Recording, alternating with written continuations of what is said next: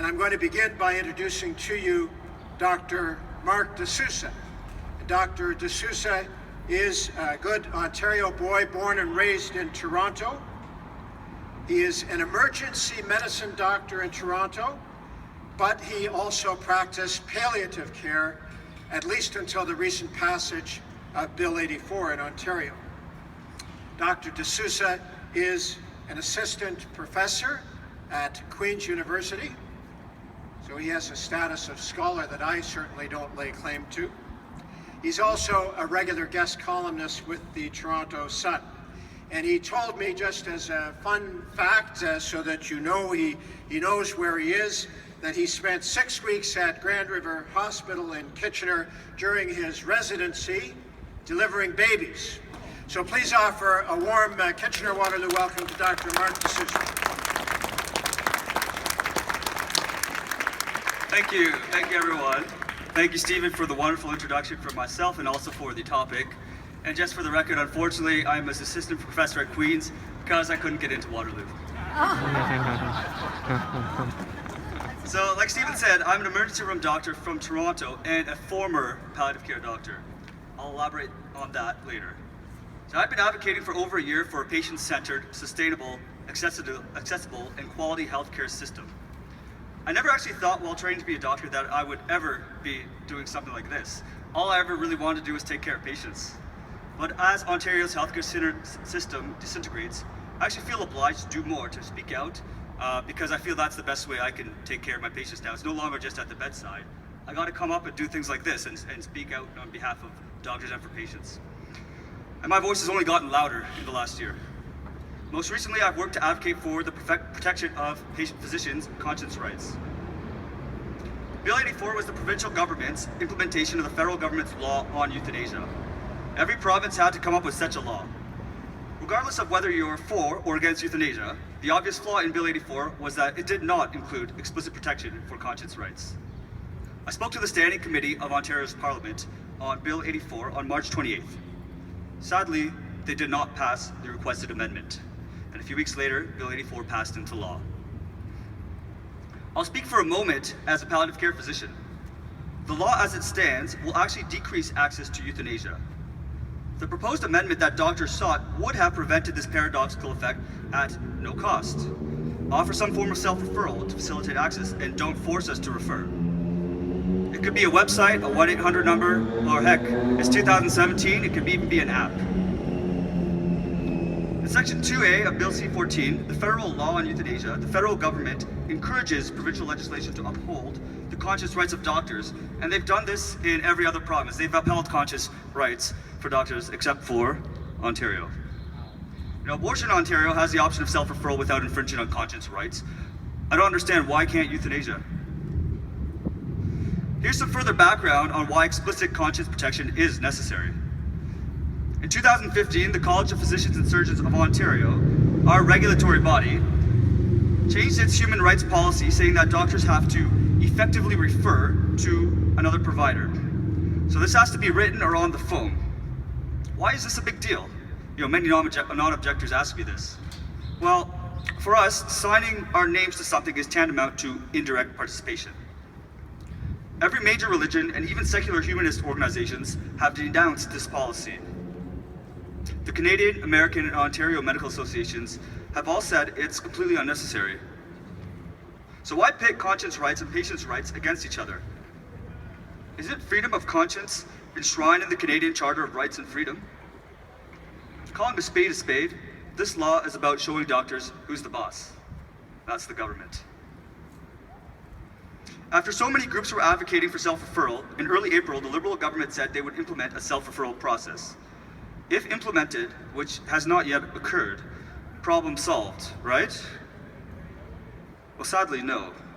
As with many of their policies, this Liberal government is absolutely masterful at creating the right optics to fool just enough people that meaningful protest withers. As I said before, our college still mandates effective referral. So in the scenario where a patient asks me for euthanasia, I decline and instead I offer a centralized referral number. Yet the patient still wants me to refer, they can actually complain to the College of Physicians and Surgeons, and my license to practice medicine in totality would be in jeopardy. This is what this. Yeah, that's right. And this is why legislation has to. How come in this case here they didn't come down with a letter of discipline or a little? I mean, that's disproportional to your act. Absolutely. Thank you. That's why it has to be legislated. That the College of Physicians and Surgeons human rights policy needs to be overruled by legislation. That's all we're asking. Do you want to hear more? Yes. Speaking of infringements on, it was a rhetorical question, by the way. I wasn't really giving you a choice. Speaking of infringement on beliefs, the Dean of Queen's University's Faculty of Health Sciences' strong views against conscientious objectors has caused widespread fear, hinting that beliefs on euthanasia would be part of the screening process. This year, Queen's Medical School included in their interviews a scenario in which the candidate was asked by a patient to provide euthanasia. After, there was a series of follow-up questions from the interviewers aimed to reveal the candidate's beliefs on this topic. So essentially, Queen's Medical School is screening out applicants that are conscientious objectors.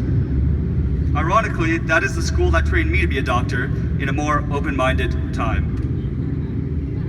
I'm deeply saddened to learn of such a discriminatory filtering process existing in a country that claims, as Stephen so eloquently pointed out, to have tolerance in its bedrock on everything else up until now. Medicine is a profession that is actually thousands of years old. In its history, we all abided by the famous saying, first, do no harm. In the last few decades, some places in the world have allowed for euthanasia, but suddenly, in the face of millennia of tradition, we all have to be okay with it? Now let me further elaborate on why the law as it stands will actually create less access to medical services, particularly palliative care. Studies show that most people would prefer to die in their homes.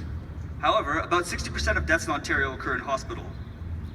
Moreover, Ministry of Health data revealed that 10% of alternate level of care beds, these are beds that aren't really receiving active care, but they're still in a hospital, they're filled with patients that are palliative, and otherwise could be in their homes.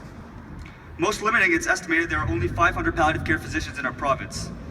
Well, by 500, I actually mean 499 now. I'm part of a group of 6 doctors who visit palliative care patients in their homes in Scarborough, the only group that does so specifically, and we're actually all conscientious objectors.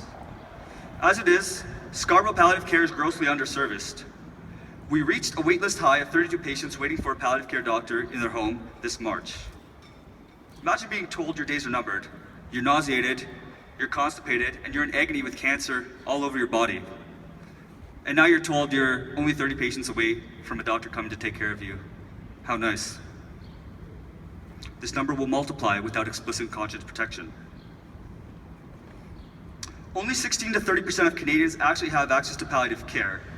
This is a right guaranteed in all other countries that have enabled euthanasia, just not Canada. 75% of surveyed palliative care physicians do not want to participate in euthanasia. As an aside, it's estimated that euthanasia will save up to $139 million annually. I'm rather surprised that no one in the media seems to wonder if there is, at least partly, a financial motivation behind the government's zeal to push euthanasia and marginalize palliative care. I'm proud then to be the first to publicly pose this thought to you. Hear, hear.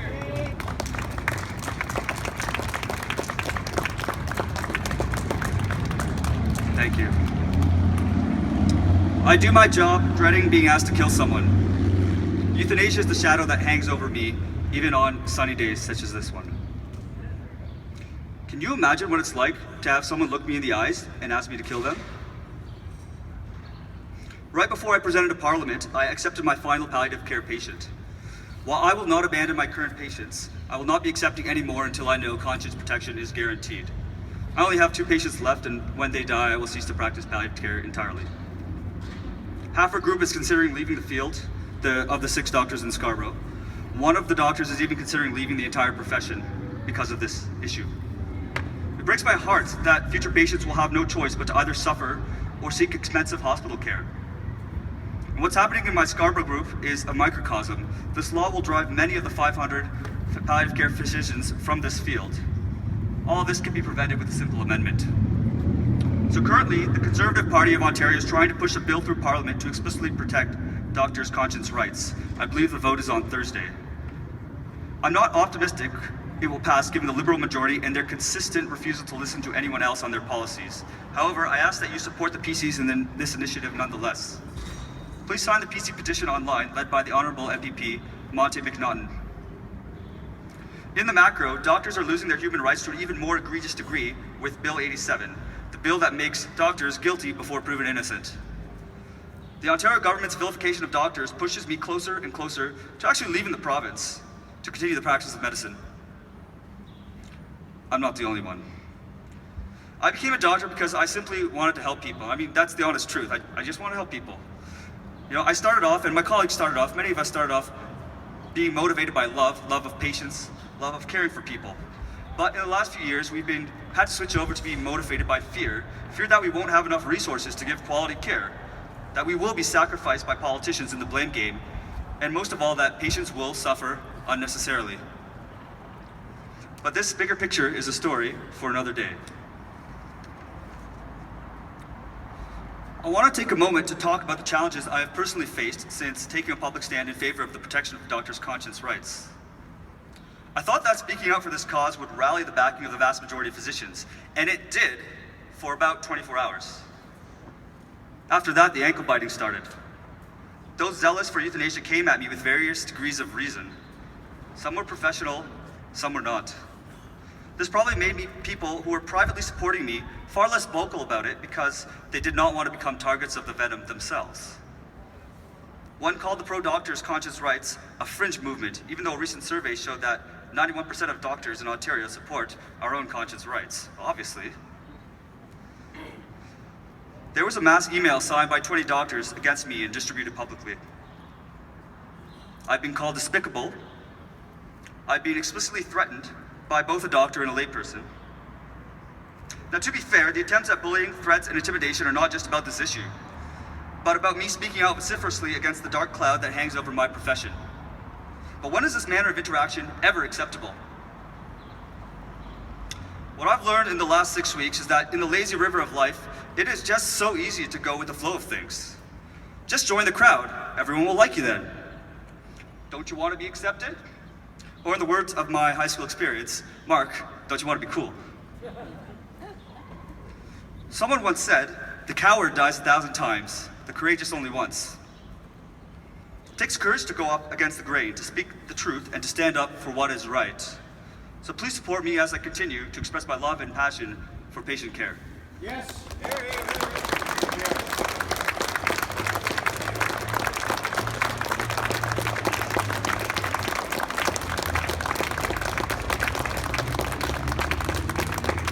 Thank you very much. In conclusion, Ontario's law on euthanasia creates an access to a new legal service on the surface only. But when you peel back just one layer of this onion, it paradoxically reduces access to multiple medical services. Healthcare in Ontario, in my honest opinion, is on the brink of disaster. And this completely unnecessary infringement on physicians' conscience rights is yet another nail in its coffin. I ask that the decision makers of this province remember that healthcare is delivered at the bedside, not on paper, and that patients never come first when doctors are put last. Thank you very much. You're here.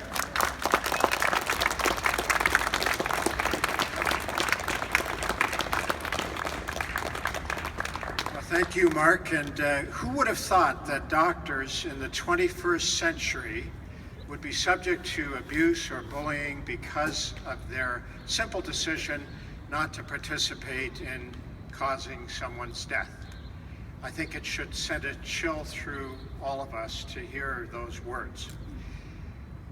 Before I introduce our next speaker, I just want to do a couple of housekeeping things. First of all, have I got the microphone at the right sound level now?